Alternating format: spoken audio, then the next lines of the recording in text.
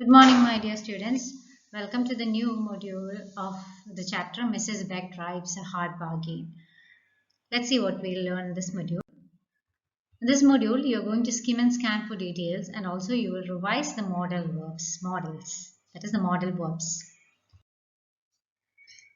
Now we stopped where she was bargaining. Mrs. Beck was bargaining to have the operation done for just 10 shillings, and without any other way, the doctor had agreed for that. Now let's see. Bring her in. She looks bewildered. But I haven't got a car. I thought you would be collecting her. Collecting? But Rayton's 5 miles away. Yes, and bring her back afterwards too. I have no transport. Collect, operate on her, take her back, all for 10 shillings. Well, that's what you agreed to charge, 10 shillings. But, oh, now you're starting again. The smile faded and she put her head on one side. And I'm only a poor. Okay, I said hastily. I'll call on Tuesday. When Tuesday afternoon came round, I regretted my softness. On my way out, I glanced through the open door of the sitting room. Tristan, who was supposed to be studying, was sleeping soundly in his favorite chair.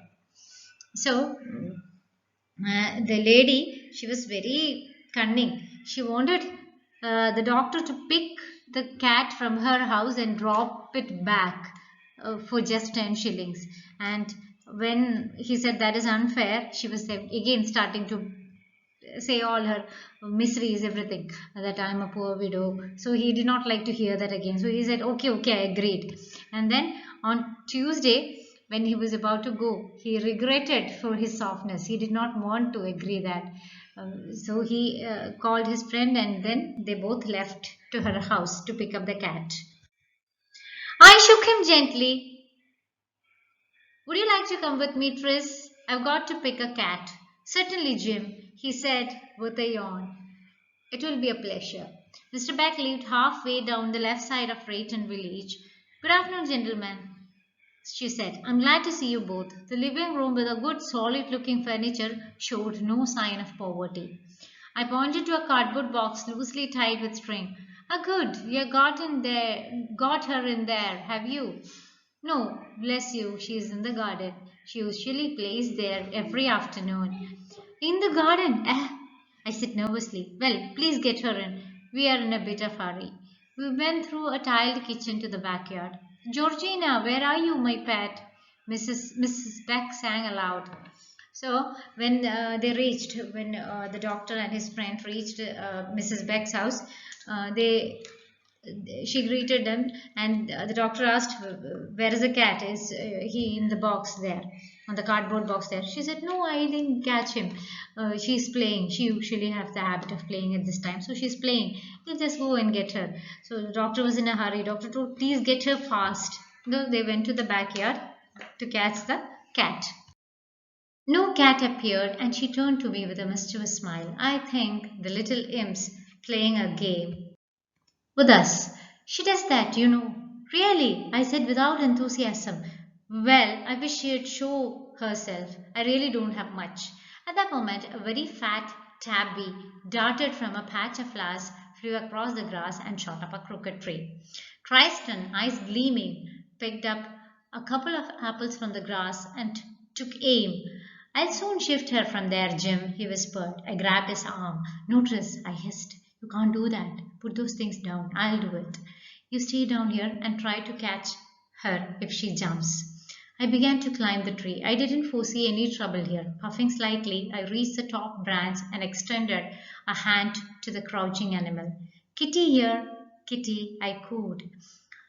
Georgina eyed me coldly. Pa, the cat spat warningly, but I took no heed. Pa, she spat again and followed with a lightning strike which opened a bloody scratch across the back of my hand. So when they went to the backyard, they couldn't find the cat. The doctor was getting impatient. He was telling it is better if the cat shows now, or else I have a lot of work to do. At that time, cat, a fat cat, tabby means grey or brownish cat. Darted means jumped with high speed, that is darting, from a patch of flowers. From the flowers, she jumped and With a speed, she just ran and flew across the grass and climbed up a tree. Twice done, doctor's friend took some apples and was about to throw at the cat. He was aiming at the cat, but the doctor did not allow him. He said, "You should not do like that." The doctor climbed the tree, but some trouble was waiting him. The cat was it was very unfriendly. It gave a scratch on the doctor's arm. Now, these are the self check questions. Try answering these questions. Now, let's see the modal verbs. We all have learned modal verbs in our lower classes. Modal verbs are verbs that helps in the sentence construction, that helps the sentence meaningful. It is modals means it is helping verbs. It helps the main verbs to give a meaningful uh, sentence construction. For the sentence to be meaningful, we need modal verbs. We need helping verbs to support the main verbs that are modals. Different modals have different purpose. Now let's see what is the purpose of these modal verbs. As you know, the words in bold are modals.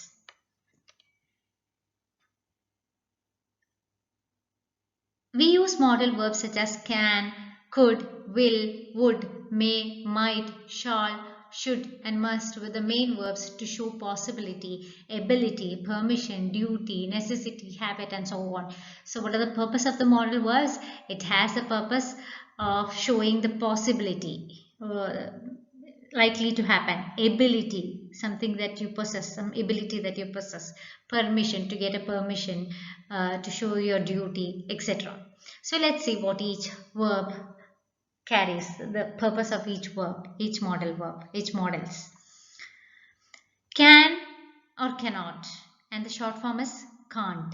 Can, cannot, can be written as can't also.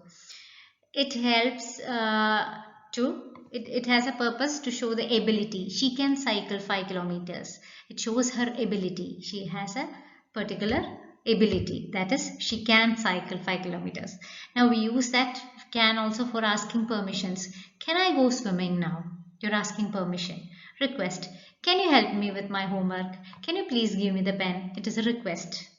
Then offer, can I help you carry the suitcase? You're offering a help to someone. Can I help you bake the cake? You're offering a help. So these four are the purpose or functions of can or cannot. She can cycle 5 kilometers. It is an ability. Similarly, all the other things. Just go through. Now similarly, will or will not. Will not, the short form of will not is won't. Intention. I will go to the market today. You have an intention of going to the market today. You thought you have planned. You have planned to go to the market today. So I will go to the market today. That's an intention. Request. Will you please help me with this? Will you please give me your pen? Request. Prediction. It will rain or will not rain today. It is predicting. You're expecting maybe it will rain or it won't rain. You're just predicting the future. That is prediction. Promise. I will visit you next week. You're giving a promise to someone. I will give you a gift for your birthday. You're promising. That is will. So these four are the functions of will. Would or would not. Wouldn't is the short form of would not. Contracted forms. Permission. Would you mind if I use your pen? You're asking permission. Similarly, request. Would you please switch on the fan? You're requesting someone to do something.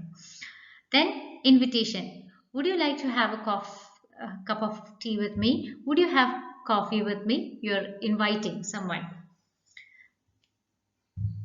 Checking preference. Would you like tea or coffee? You're asking his preference, whether he prefers tea or coffee. So these are the functions of would. Next one is shall. Offer. Shall I get you something to drink? You're offering something. Suggestion. Shall we go tomorrow? You are just suggesting someone. Shall we go tomorrow? Is it okay with you? Like that. Should or should not. Shouldn't is the short form. Recommendation. You should try that restaurant. You're recommending. Advice. You should wash your hands before you eat. It's a piece of advice. You should get up early. Advice. Must or must not. Obligation. We must reach by 7 p.m. It is our duty to reach by 7 p.m. Maybe we have already promised, so we must reach by 7 p.m. It is an obligation to someone. We have to do that. Next is inference or deduction. Raju is in a hurry. He must be running late. So you're just inferring, you're just guessing. That is inference or deduction. Deduction means from you see something and from that you deduct something. See, you saw Raju in a hurry, so you're deducting from that. From that, you are guessing that he must be late. So these are the main functions of these modal verbs. Next is could or could not. Couldn't is a short form. It is permission. Could I please borrow this book? You're asking permission. Could you please come with me to the market? You're requesting. You could go shopping tomorrow. You're suggesting. Next is possibility or probability. It is likely to happen. It could rain this afternoon. It's likely to happen. Past ability. I could walk faster back then. Means you had that ability before, but now you don't have that ability. So it's for such ability, to express such ability, you use the word could. Next is may. Requesting. May I leave a little early today? It's a request. Offer. May I get you a taxi? May I help you? Like that. That is an offer. You're offering to help someone. Permission. May I go home now? So you're asking for permission. Next is possibility or probability, just like could. We may win the badminton. It is likeliness. It may happen. Guessing. Not possibility, not guessing. It is possibility. It is likely to happen. Wish. May your dream come true. You're wishing. May you have a happy married life. Wishing. Might. Possibility or probability in the future. The match might get postponed to next week. It is a probability.